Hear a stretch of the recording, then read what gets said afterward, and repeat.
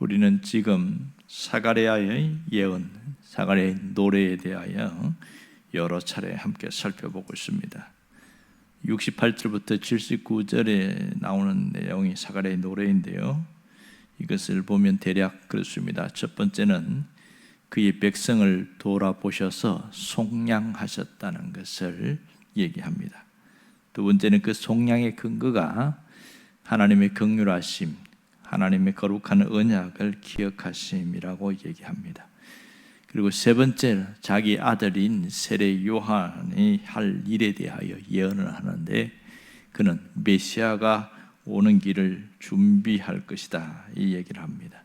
그리고 오늘 네 번째는 메시아에 대한 예언입니다. 장차 오실 그분이 무슨 일을 할 것인가에 대하여 이야기를 하고 있습니다. 자, 이런 사가랴의 노래에 보면 제일 먼저 이는 우리 하나님의 긍휼을 인함이라, 이렇게 얘기합니다. 그러니까 사가랴는 메시아의 구원에 대해서 다시 한번 하나님의 긍휼 때문에 이루어진 일이다, 이렇게 말합니다. 이 말은 하나님의 긍휼하심 때문에 죄사함이 있었고, 하나님의 긍휼하심 때문에 구원이 있었다, 그 얘기합니다. 이 긍휼을 달리 말하면 은혜로 표현할 수 있겠지요. 모든 것이 하나님이 주신 은혜로 이루어졌다. 그래서 그 택한 백성들에게 긍휼하심을 보여주셨다는 얘기를 합니다. 오늘 우리가 주목할 부분은 78절 후반절입니다. 여기 보면 이로써 돋는 해가 위로부터 우리에게 임하여, 이렇게 말합니다. 이 돋는 해라는 단어를 주목해 봐야 됩니다. 문자적으로는 돋는 해는 태양을 말하고 있습니다. 태양은 우리에게 굉장히 중요한 역할을 하는데요, 가장 중요한 것은 생명을 유지하는 그런 장치를 갖고 있는 게 태양입니다. 태양은 사람뿐만 아니라 동물과 식물에게도 생명을 주는 역할을 합니다. 식물들은 태양 에너지를 받아야 자랄 수 있고 꽃도 피고 열매도 맺습니다. 동물도 마찬가지죠. 초식 동물들은 식물이 있어야 살아갈 수가 있고, 또 육식 동물들은 초식 동물들이 있어야 살아갈 수 있습니다. 인간은 식물과 동물들 모두를 또 함께 먹고 그렇게 살아갑니다. 이런 모든 것의 근원이 어디냐? 태양 에너지에서 나온다, 그 얘기를 하고 있습니다. 어떤 그 적도 가까운 더운 나라에서는 가만히 보니까 거기는 난방 시스템이 아예 없답니다. 그런 나라에서는 온도가 떨어지게 되면 영상 10도가 되면 추위에 덜덜 뜬다는 거예요. 그리고 영상 5도가 되면 거의 얼어 죽는다는 겁니다. 왜 얼어 죽냐? 난방이 안 돼서 얼어 죽는다. 그런 웃지 못할 그런 일들이 지금도 일어나고 있습니다. 그만큼 태양 에너지가 중요하다는 것을 얘기하고 있는 것이죠. 자, 그러면 여기서 돋는 해는 태양만을 이야기하는가? 결코 그렇지 않지요. 돋는 해가 비유하는 게 무엇일까요? 그것은 메시아를 말합니다. 다시 오실 메시아. 그러니까 그 당시 사가랴는 그들에게 우선 첫 번째 메시아를 얘기를 하게 있을 것이죠. 그분이 위로부터 우리에게 임하였다. 위로부터 우리에게 임하였다는 것은 구원의 은총을 말하고 있습니다. 말라기 4장 2절에도 이 돋는 해를 공의로운 해다, 이렇게 표현합니다.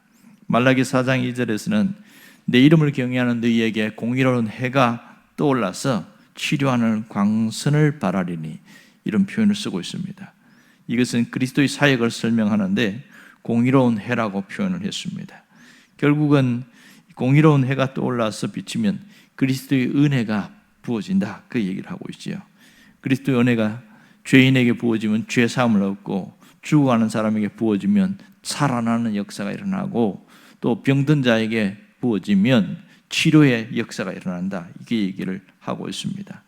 자, 그러면 예수 그리스도가 오셔서 하는 일, 그것이 무엇일까요? 그것이 바로 79절에 나옵니다. 그리스도가 와서 하는 일을 보면 어둠과 죽음의 그늘에 앉아있는 자들에게 비치고 우리의 발을 평강의 길로 인도하시리라. 두 가지를 이야기하죠. 하나는 어둠과 죽음의 그늘에 앉은 자에게 비친다, 그 얘기를 하고 있습니다. 여기서 어둠과 죽음이라는 것은 죄악과 사망을 말합니다. 사람들에게 이 모든 것이 이 죄악과 사망이라는 것은 그들이 갖고 있는 지식이나 경험이나 모든 것이 한계에 부딪히고 결국은 그것 때문에 참된 하나님이 가진 지식을 얻지 못해서 무너지는데 그들에게 구원이 임하게 될 것이다. 또 하나는 평강의 길로 인도하는 겁니다. 사실은 죄를 지으면 고통의 길이고 불행의 길로 빠질 수밖에 없는데요. 그런데 그리스도가 오시고 그분의 빛이 비치면 평강의 길로 이끌으신다, 그 얘기를 하고 있습니다. 평강의 길이 바로 의의 길이고 그 길이 바로 살아나는 생명의 길이라는 얘기를 하고 있습니다. 결국 79절에서 하나님께서 이루실 구원의 역사를 이렇게 비유적으로 묘사하고 있는 것이죠. 또 너네가 위로부터 우리에게 임하면 어둠과 죽음의 그늘에 앉은 자들에게 다시 살아나는, 다시 회복되는 그런 놀라운 역사가 일어난다. 이것이 사가랴가 메시아가 오셔서 할 일에 대하여 예언을 하고 있는 겁니다. 그러니까 사가랴를 통해서 구원받는 성도들이 어떤 모습으로 살아갈 것인가를 이미지 형태로 보여주고 있는 것이죠. 바로 예수 그리스도의 빛이 비쳐서 모든 어둠이 거두어지게 될 것을 말하고 있습니다. 사실은 2000년의 세월이 흘렀지만 지금 살아가는 사람들의 모습을 보면 여전히 어둠과 죽음의 그늘에 갇혀있는 모습, 사망의 그늘에 드리워진 모습으로 살아가는 사람들이 너무나 많습니다. 우리 현실을 보면 좋은 일보다는 슬픈 일, 아픈 일이 더 많고 고통과 슬픔과 낙심 가운데 있는 사람들이 굉장히 많습니다. 심지어 교회를 다니는 사람들 중에서도 여전히 어떠한 일들 때문에 절망 가운데 빠져 있고 삶의 기대와 소망을 잃어버린 그런 사람들도 있습니다. 왜 교회를 다니는데, 예수를 믿는다고 하는데 왜 그 모양으로 살아갈까요? 그것은 어떤 일, 사건 때문에 그 속에 사망의 그늘이 그를 드리웠기 때문에 나타나는 현상이라고 할 수 있는 것이죠. 그러나 우리에게 주신 축복이 뭡니까? 예수 그리스도가 우리에게 오셨다는 사실입니다. 예수 그리스도가 오시면 우리에게 어둠과 사망의 그늘이 벗어진다는 사실은 분명합니다. 결국 어둠과 그늘이 드리워지는 사건은 무엇 때문에 그렇습니까? 그것은 하나님과 우리 사이가 분리됐기 때문에 나타나는 현상입니다.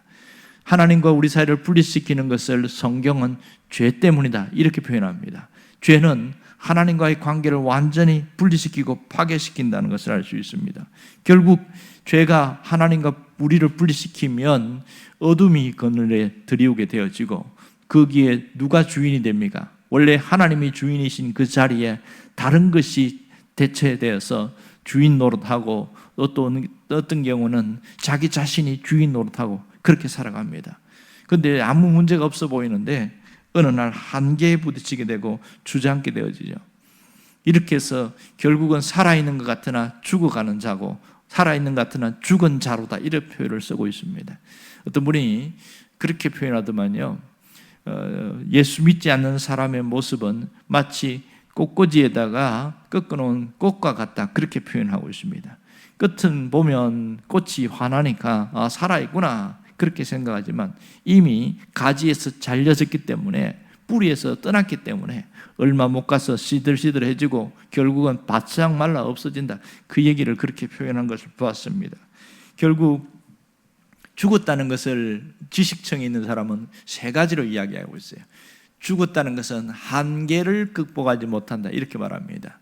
무슨 한계입니까?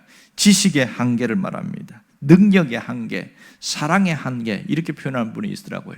상당히 이분은 좀 지식적인 얘기를 하는데 결국 우리가 살아가는 모든 삶에 내가 원하는 그 부분 한계를 뛰어넘지 못하는 것은 이 죄라는 것이 우리 삶에 드리워졌기 때문에 나타나는 현상인 것을 알 수가 있습니다. 오늘 찬양처럼 이 세상에 근심된 일이 참 많아서 평안이 없는 것은 우리가 한계에 부딪혀 있기 때문에 그렇습니다. 이것을 뛰어넘으면 그런 평안이 다시 찾아올 수 있겠지요.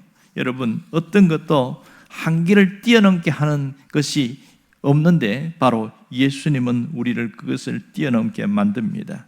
여러분, 우리가 다시 회복되는 비결, 그것은 유일하게 하나님과 연결되는 겁니다.